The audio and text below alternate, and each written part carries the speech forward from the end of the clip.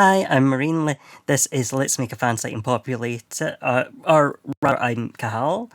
I'm a VTuber over on Twitch. This is the model we have hand tracking on, so I'm doing the presentation. You can just think of me as Marine during this. So, I'm just going to teach you about how we populate a fan site. For some background on me, I left Twitter in 2022. Because I was into obscure, unpopular fandoms where every time I went in tags, I just saw people hating on my beloved canon. They weren't even paid for it at that point. So I decided I was done with Twitter and thought maybe it's time I make my own website. Now, I'm not going to say that I started from zero at this point. I had a website already that I used for portfolio stuff, writing reviews, logging which tokusatsu shows I'd seen. Uh, I host this on Weebly, but this was where I split my sites. So I created my professional website where I had all the information about my commissions and portfolio, and I made a site where I talked about Kamen Rider stuff. So I officially had my professional site and my fan site. The professional site kind of got all the good stuff, and all we have on my fan site is my review of Masterpiece Kamen Rider Kiva 2008. I don't even have a homepage anymore. There's just these reviews of Kamen Rider, and y'all, my site looks bad, and we need something on here, and we kind of need it now. But if you're like me, you go, I don't know what I want on my website. That's why I am doing this now. I'm going to get you started.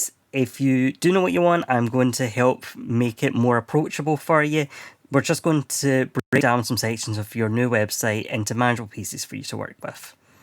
So, starting off with just off the top, I'm not going to be teaching you HTML or CSS during this. There's many people who are happy to teach that. There's many classes online. You can spend as much time as you want doing trial and error until it looks like something you like. However, that's not what we're doing today. Today, we're just going to use some templates.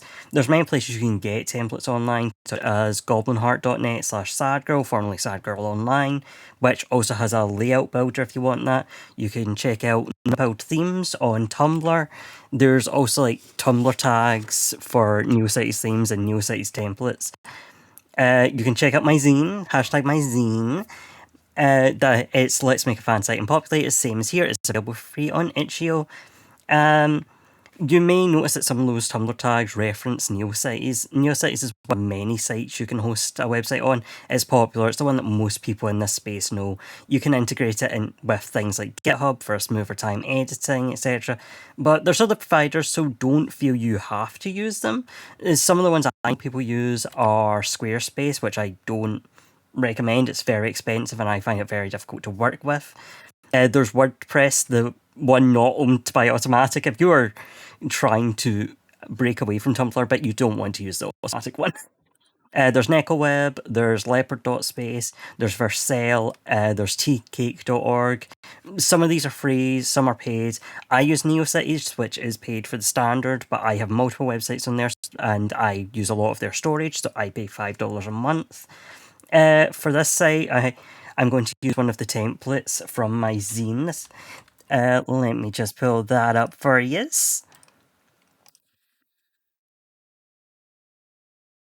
So yeah, this is one that I have styled off of a guild page on Neopet. Some of you may recognise the format. So let's get populating.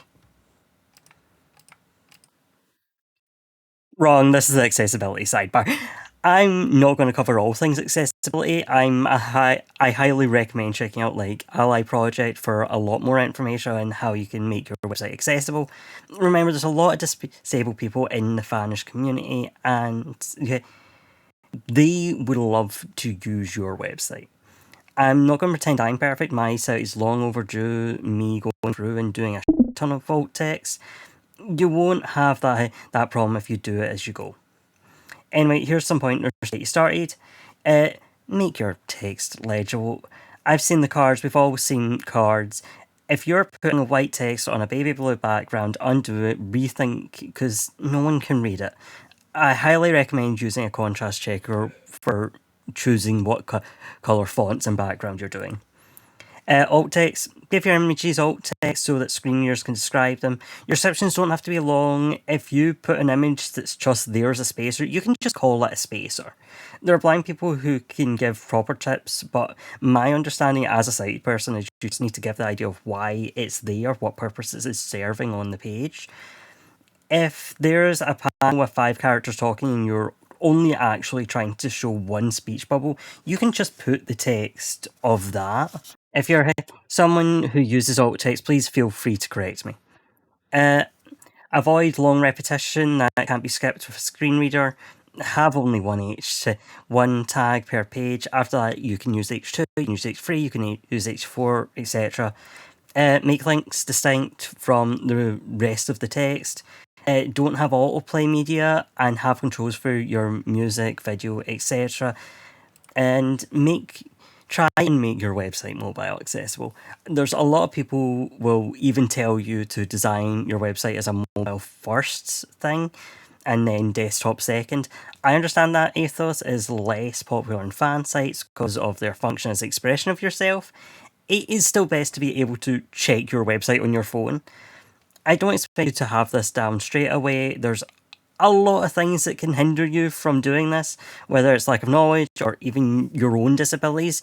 Please just do what you can. Alright, so let's get into populating our homepage for real. Now, remember, these are just examples. You can do as much or as little as you want. I'm going to start with an about me. I'm going to be real, I always struggle with writing about me's. I know some people are very, my bio should contain no information whatsoever. My Tumblr bio has been a quote from an obscure abridged Shakespeare comic for the past 7 years or so. But this is a personal site, it's all about you, so it can be nice to have some sort of info, even if it's really just to state what your site ethos is. Some things you might want to include that just make it easier to address you or understand site are things like your name, your pronouns, what languages you speak. Not that. Yeah, what languages you speak or which languages will appear on your website, what your fandoms are, your persona or your trollsona. So I have made up a quick bio about me. Let me pull that up for you. So let's see. So I have my index page here. Let me get this up on the side so you can see where I'm working. So we go to the About section and we can just pop this in. There we go. I personally like having one on the front page that's just nice and short. It gives the people what they need at a glance, and then I have a separate About Me page where I primarily post a load of images that I feel describe me. If you do set things like your current fans, make sure to remember and update those every so often. I'm also a big fan of the changelog. This is basically what I use offsite to tell people to come look at my website because I changed something. For this demo, I'm just going to do a simple writing a date and then writing what's changed. Then, as we make changes, we can update them and I can add a new line to the description. So here's our basic RSS. I like to keep the RSS feed for my changelog in case anyone out there wants to keep up to date with the website. So I've just got this file, it's called feed.rss. This is a code I use for a simple RSS layout. It's in the zine if you want it, but basically what we have here is we have the title of the page, we have a description of what the page is, we have a link to it, and we have the last date that it was updated. Then I have an item which is an entry into the changelog, which again has title, has a link, has a description, and has the date that went live.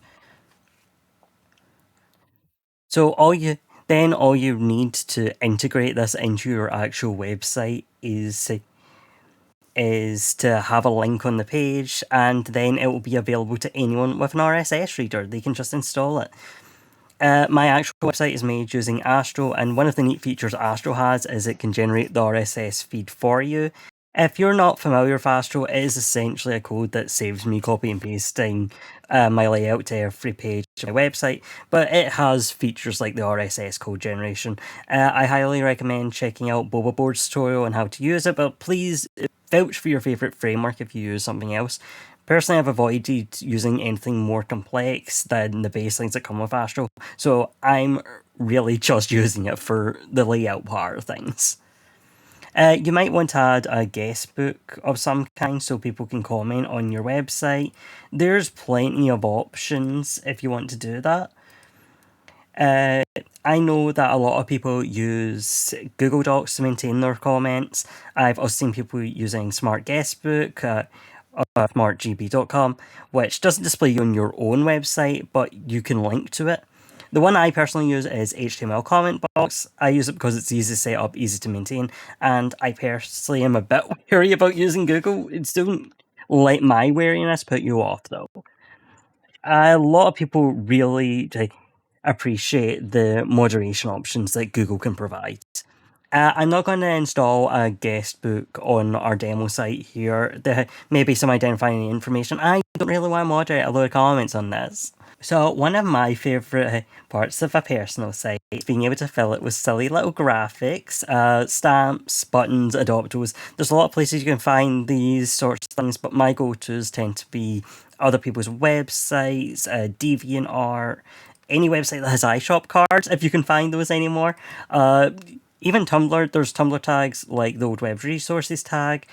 There's a cool site that I'll try and that I have a link to available. That's just a collection of buttons that have been archived from over the years. In typical Blue Peters fashion, let me get us back to our demo site here. I have prepared some. I have some I prepared earlier, so we can put that in there. There we go. I feel adoptables are a little harder to come by these days. If you picked up a copy of the zine version of Let's Make a Fansite, there's a few sites listed in there that, in the 2 years since publishing, have gone defunct. But there's still sites like GPX Plus, Dragon Cave, Giphy Pet, Shroom.ink. Some adoptables will be things that you can click on and they'll grow and change with interaction, or have an external site you can use to interact with them on, or will just be a PNG to play pretend with. If you want, you can also make your own adoptables page. I'm going to add some Pokemon from GPX and one of my Neopets so I can pretend that I'm going to get any referral points at any day, at any point. Just show this. And with that, we've got a pretty good start to our homepage. I also have a section for like putting quiz results and that sort of thing, or for listing your socials, so you can add that if you would like. So with that out of the way, let's move on to actually making this a bit more fanish in nature. The creators in the audience may want to set up some sort of archive of their fan content. I'm going to be honest, since I use Astro, I have a lot of stuff streamlined and for bringing in the info for me. We're just going to keep this simple and you can work within your capabilities on your website.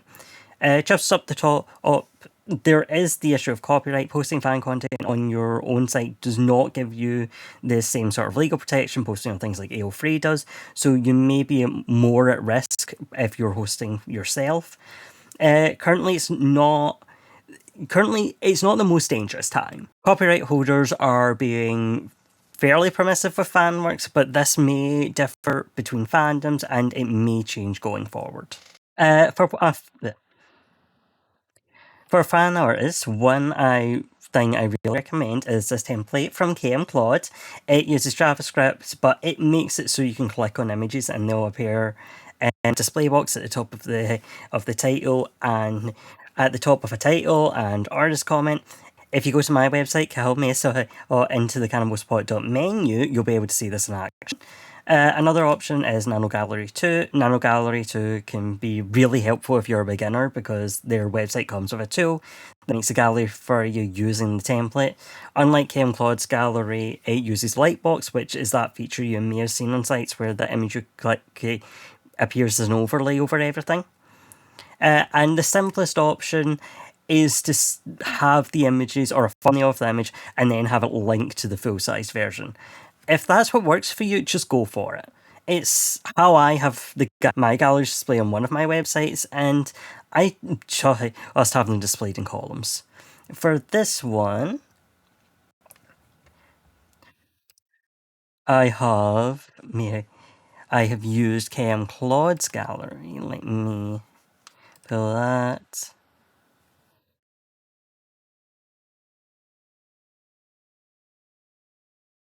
As you can see, I've already got some images in here and just remember you can use these galleries for any images that you may want a gallery of.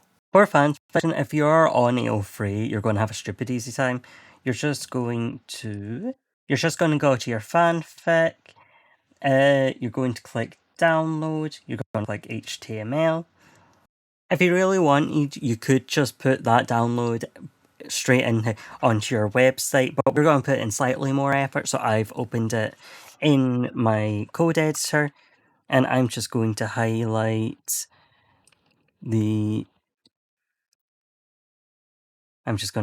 all this and copy paste it into my template.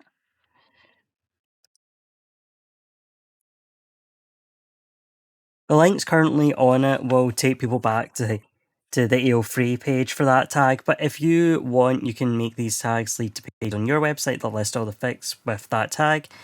If you really want, you can do all that by hand, but realistically, I think you should use a static site generator like Kilvinty or Astro. I have managed to do this on my own website, but explaining it will take a long time, so I highly recommend asking other people for advice or looking on the pages for these static site generators that will explain these sorts of things. One thing we can do fairly easily without a static site generator is make a page, put a heading saying what the fandom is, and then just a link. You can add as much or as little information as you like. If I'm going to be real, on my main site I have this set up very AO3-like because I feel that works really well for me. But if you're just getting started, you can just do this bare bones approach. It will do the job. You'll have a page with your site for your fanfics. You'll be able to link them to people. You can even use the likes of HTML comment box to have comments for them. Just doubling back real quick, and you can see my example already down here. If you aren't using AO3 or something else that gives you an HTML export, you can just put it in here, and then what you do is you highlight it. This only works on Visual Studio Code, just to warn you. You can do Control-Shift-P, and then wrap with abbreviation, and then P, and that'll put it in the paragraph tag. You could also just copy-paste it into a website converts plain text to HTML, if that's easier for you. So one thing you may be concerned about is hosting not safe for work content on your website. If you're using sites like NeoCities, you are permitted to host not safe for work content as long as your site is tagged 18+, which can be set in the settings. Sites like Automatic WordPress do not allow not safe for work content, as you are all aware. It's best to check when choosing your host what kind of content they permit and to make sure you're not at risk of getting shut down by your provider. Web shrines have been one of the biggest hurdles with making a fan sites for me. I love web shrines, but good God, did I struggle to make one. But in case you're not like me, we're going to cover the instructions I was given. You may be able to make more use of them than I did. I'm just not a particularly wordsy person when it comes to fan stuff. One simple way to get started is setting up a profile. I stole a lot of this from Mapapapa, but also answering questions posted by Oa, Al-Hari's Guide to Web Shrines. The profile is a simple rundown of your relationship with canon. You can present this however you like, but I find it to be fairly straightforward. For the profile, I tend to include the year I got into it, the media I've consumed. This includes the source material spin-offs, if I read the source text, if I've checked out any adaptations, whether I played the DS shovelware. Favorite characters, I may have favorite scenes, my OTP, my favorite OTP scene, other ships that I like, what kind of fan content I make, what kind of fan content I consume, spotlights of things I've made, a spotlight of things other people have made, and the potentially things I don't want people to talk to me about. There may be some other categories you want to include. If you're more into bands, you may want to talk about your favourite songs, favourite lyrics, concerts you've been to, etc. If you're into something like Minecraft, you may want to mix in your own playstyle or with the SMPs you're interested in. If you're someone who only watches games for YouTube, you might want to spotlight particular people who've played the games that you enjoyed watching. You might want to include your favourite quotes or a particular cast recording, whatever's important to your relationship with the canon. The profile may be enough of a jumping off point for you. You can write a section on any of these things, how you got into it, your review of each entry, who was the best cast and why. I have a Shimigami Tensei shrine on my website where I have a checklist of all the entries I've played, which platform they're on, and if they're even possible to play in English. You can write a whole analysis of your favourite character or ship manifesto. But if you're like me, that doesn't work, so I had to work on another way round. So I'm going to be introducing you to two of my shrines. This is the first one. This is my Beyond the End shrine. As you can see, I have my profile for it, and then I have a section where I just have a collection of posts I've made in relation to Beyond the End. Some of these are Tumblr posts, some are Mastodon posts, some are from DMs. They're all just one-to-one copies, and you could even include a link back to the original post for people to reblog it. I can also put in things like my art or my fix. It's just a really simple bare bones approach to making a shrine. But if you want to step this up a little, here's my Xeno shrine. Now, at first glance, it's a little different. For one, I opened PicMix and had some fun. I went around, I grabbed some gifts from the GIF archives. I got silly with it, but what you'll notice is I wrote incoherent paragraphs mostly. I approached this one with a very similar idea. I gathered hundreds of Discord messages I'd sent about Xeno and proceeded to sort them into relevant sections. I then sorted them into subsections until I got something that I could make into coherent paragraphs of an idea. And anything that I couldn't make fit, I just wanted to preserve anyway, I just put in a box. Problem solved. Now, obviously, this is a lot more work. I think they serve different purposes as shrines. My Xeno shrine will tell you all the analysis I've done and my complex views about the narrative. And if you look at my Beyond the End shrine, you get to me talking about Aremio inventing lying and being an Aries. Now, you may notice on my Xeno shrine, there's this big text here saying that I wrote a primer. Primers are one thing I see recommended a lot for web shrines as a way to introduce people to the things you like. I've done a few fandom primers, but since we've had Xeno come up, we'll take a look at the primer I wrote for it. Always be aware there's multiple ways to do things, but I'm going to give the rundown of how I typically do them to get you started. So I'll typically start my primers by giving some info on what it is. Here I'd put the name, the genre, the medium, the release date, stats information, and where to access it. Since Xeno was a game, I also included my playtime length, since that was information I knew. I'll also sometimes include any notes regarding things that may impact someone's initial enjoyment, such as if there's translation issues, if you were writing about, say, Sailor Moon, you may want to specify which dub, or if you're a diehard for subs only, because it's the kind of thing that can affect the enjoyment of the media. I then include a blurb. A blurb? Guys, a blurb is not quotes, a blurb is not a full summary. You're going to introduce the characters, not necessarily by name, give the scenario they're in, and what the main conflict is. Now, I didn't write a particularly good blurb for Xeno, but the main points are there. Two dudes with amnesia, where a strange facility, what they have to get out while being handcuffed together. You may want to get into the how, why, or when. When is probably useful if the canon tells you that, but the how and why may need to be held back depending on what the canon is. I also use this part to give more info. Since it's a video game, I explain some of the mechanics side of it, and since it's a horror game, what kind of horror they'll be dealing with, along with the accessibility functions offered, which is of course helped by having content warnings. I really like doing my own content warning section as opposed to outsourcing to the likes of Does the Dog Die or similar, as it gives me the option to provide context and framing that others may leave out.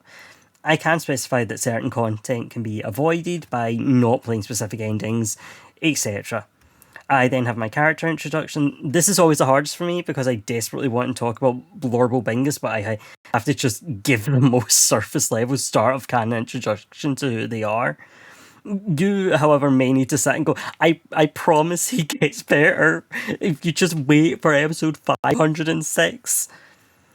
There may be some other information I want to put in. I, of course, have my reviews of all the endings to let people know if I think they're worth playing and if they'll alter their enjoyment of the game. Alternatively, you may want to include tips for how to play. You may want to recommend specific albums, recordings, information on where to purchase it and when.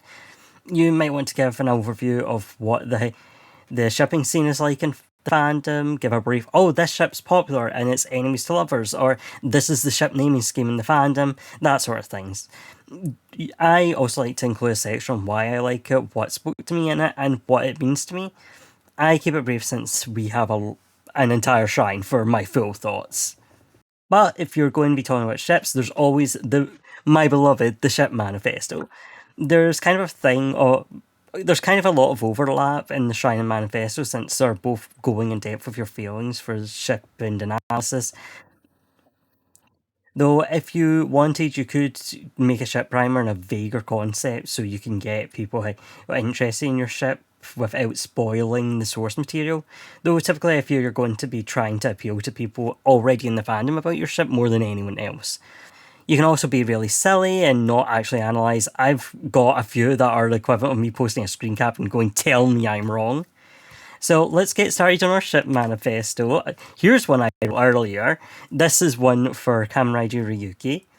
So I typically give a little intro similar to what we had on the primer to say what the source material is and any important notes about it.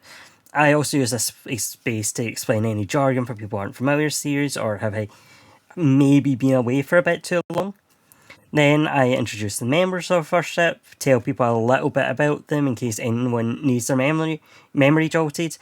I feel like when Tessa June went canon, there was a lot of people who responded, who even is June?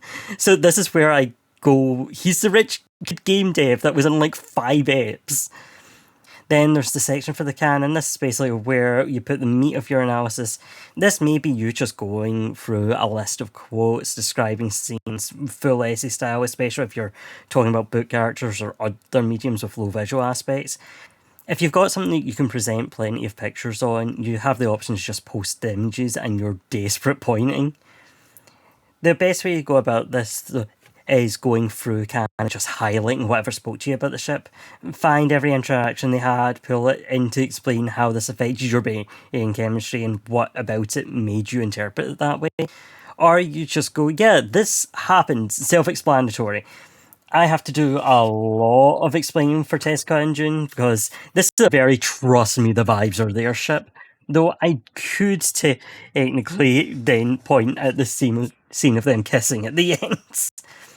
I then like to have a why section to cover a variety of things. One thing I use it for is explaining what the actual appeal of it is for me. I can point out all the parallels and then be like, okay, but actually here's how they fit together. Here's how they made it work. Here's how they ended up being together, actually. I can throw all the more metaphorical sides to things in here and particular readings. Basically everything that comes to mind when you're faced with, hey, why do you ship that? Even when someone has seen all the screenshots. I'll also end off with a little section about the fandom. I tend to partially aim this at someone who doesn't know canon, so I give them some information on the source material, such as how they can get into it, what platforms it's hosted on, etc. The primary thing here, though, is giving some introduction to the community that exists for the ship specifically. You might be like me and there's no fandom for your ship. Or you can go, yeah, so we've been in this 10-year long ship war, but here's how to not get involved in that. Uh, the easy thing I like to offer is a link to where people can find fan works. This may be AO3, it may be FF.net, or it might be the Pixiv tag, especially if Canon uses a special rot tag. You're just going to get that started, and hopefully you'll have a shipper in no time. One thing I'm missing here, you might want to add in is a section for headcanons, AUs, and other things specific to how you're interacting with the ship. You can explain the fact you've been meaning to write for the past 5 years and just repeatedly daydream about it, explain over and over again in DMs without ever actually writing it. Since you're running a fan site, you have the option of joining fan listings. Fan listings are basically what they sound like, a list of fans of something. The two primary places to find fan listings are thefanlistings.org and animefanlistings.com. You can browse these sites for things you're interested in, find a fan listing, and get signed up to have your website listed in return for following their rules. I recommend these sites because they're pretty good about keeping up to date with what listings are active and accepting members. One thing is they may expect you to have some sort of content related to the fandom, but that would differ between fan listings. Web rings are another option for connecting with others. There's a couple of places to find web rings listed. There's a directory on Bistray that is currently devoted to listing active web rings, but the primary place I found them is on websites of people who are in said web rings. One of the ones that I'm in is the fanfiction web ring, which is a directory of people who host their own fanfiction on their website. This one's really helpful when you're setting up your fanfics so you can see how other people stylize theirs and copy them / take inspiration. There's also things like the fandom web ring. Even if you can't find things for your specific fandom, it's good to find people who generally vibe with your kind of mindset. So I know we already had an about section, but that was about you as a person. This is getting into you as a fan. A lot of these are really simple ideas you'll have to expand on yourself, but I'm presenting them as a less intensive than a shrine or manifesto, so you can just give them a try really quickly. So there is the favourite characters list. Hold on, let me. There's the favourite characters list. As it sounds, a list of your favourite characters. You might want to just have a picture of each of them. You might want a nice frame for them or to rotate them. Or you might want to write a paragraph explaining who they are and why you love them so much. You might want just a list of names, or you might want to do something like I did and make some quick stat cards that don't tell anyone anything actually important except who they are. You might want to do similar for your ships, the exact same way. Here's some flashcards so you can hear my quick thoughts on some done meshy ships. You can use this space to go, and here's my headcanon that you 100% agree with, and we are both so big brains, and we should talk about it sometime. A specific thing I have is logs of all my live blogs. I use these to archive my live reactions things and went through the painstaking process of getting everything off of Shitter. I made a free tool to make that slightly less painstaking as well. So you can grab that to make your life easier if this is something you do a lot. You can do similar for any thread you've posted, or ask your friends permission to log their reactions as well if they experience if you experience something together. It's a nice log to look back on memories and let others see how you reacted to your fandom's favourite heartbreaking scene. There may also be other ways of getting this information nowadays. When I did it, there was none.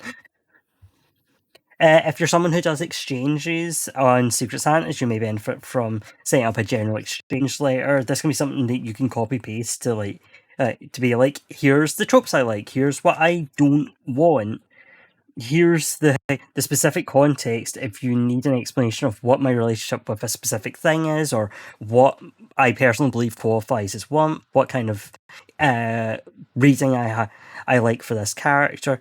You can also use this to store all the prompts you've got, so you don't have to remember to go searching for them every single exchange. you can just have like a master list to pluck from each time and save yourself so much time with letter writing. Then it also doubles if anyone wants to make something for you, you have a page they can go to and to know the things you want. Another page I have is my roles page. This is where I keep a list of things that are connected to me or I recommend to others. So I have a section for my friends and their websites, which also includes people I know who may be mentioned elsewhere on the site. So it gives a little context to who they are. I have one for web projects that I'm interested in, such as web comics, interactive stories, podcasts, YouTubers, etc. I have one for things that have inspired me creatively. This can be good for people wanting to understand the context of my writing, but also use it to bookmark artists I'm interested in. Then I have one for people and things I'm following, so particular writers, projects, blogs, etc. It works as a bit of a promo space for the things I like. You could also expand on this to a whole page of recommendations. There's also the now page, which is a page used to give some information on what is going on in your life at the time of writing it. I use this space primarily to be like, here's what I'm watching, listening to, reading, playing, the projects I'm working on, etc. And it can be a bit of a grounding exercise and a reminder of things you may need to get back to. You don't have to update it frequently. I think I went like 9 months without updating it last time. It's just something you can check in on every so often, but it's good to date it so you and everyone else knows how long it's been since then. I'm not particularly good at making buttons, but I do recommend making a couple. The first one doesn't necessarily have to be a button, but some sort of graphic that can work as something to say, I visited this page, just something that people can post in the comment boxes somewhere. For example, I have two that you can just paste them anywhere on my website you find the comment box, and that way I know people are looking at it without having to have actual trackers on my website. The the other is your actual site button. This is going to be handy because it makes it easy for people to link to your website. So huge thanks to Okulai on blorbo.social for helping me with this because graphic design is my passion. So the primary sizes for buttons in pixels are 88 by 31, 200 by 40, and 460 by 80, though there's less people using 460 by 80 nowadays. You can find a few templates online you can use if need. Now, you can do whatever you want with these to express yourself, but just get you started if you're struggling. Pixel fonts have been popular in the past and are nice and simple while still being readable. They also make good to use the smaller spaces aesthetic wise. You can either use existing images or design one specifically for the button. If there's too much clashing with the font and the image, it might help to put a filter on it. Really, the best thing you can do is look around and find a style that interests you and do something to work with that. If you're really struggling for space, you can also try making a GIF. So it will go between showing your site name and the things that are your actual interests, which can be a big benefit if your name is, say, 13 characters long. You can decide which page is best to put your button on for people to copy. You can even give it its own dedicated page if you like. Then people just have to upload it to their own site and link it to yours. Or you can provide the code inside a text area tag, and your coding program may get really mad at you for it, but who cares? Hopefully that should be you well on your way to having a populated fan site. This this panel was originally a zine, as I have mentioned before, but we will also have a link somewhere. If it's not in the chat, it's on screen where you'll be able to access all the links and resources we've gathered in relation to this. Some of them haven't been mentioned in this. They've been donated by people who have seen this panel before. But the zine version is free to pick up on itch.io, as is the zine for how to make web shrines.